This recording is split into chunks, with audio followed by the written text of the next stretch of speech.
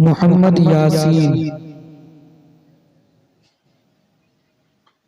अस्सलामु अलैकुम। वालेकुम अस्सलाम। जब सुबह हो तो कौन सी दुआ पढ़ें? अल्लाहुम्मा बिका अंसैना व बिका अस्वाना, अल्लाहुम्मा बिका अस्वाना व बिका अंसैना व बिका नहया व बिका नमूतु व इलैका नुशूर। जब दावत खाए तो कौन सी दुआ पढ़ें? अल्लाहुम्मा अतइम मन अतअमनी वस्क़ि मन सक़ानी। कलमा शहादत तर्जुमे के साथ। कलमा शहादत अशहदु अल्ला इलाहा इल्लल्लाह व अशहदु अन्ना मुहम्मदन अब्दुहु व रसूलुहु तर्जुमा। मैं गवाही देता हूँ कि अल्लाह के सिवा कोई माबूद नहीं, वो अकेला है, उसका कोई शरीक नहीं, और मैं गवाही देता हूँ कि हज़रत सल्लल्लाहु अलैहि वसल्लम अल्लाह के रसूल है।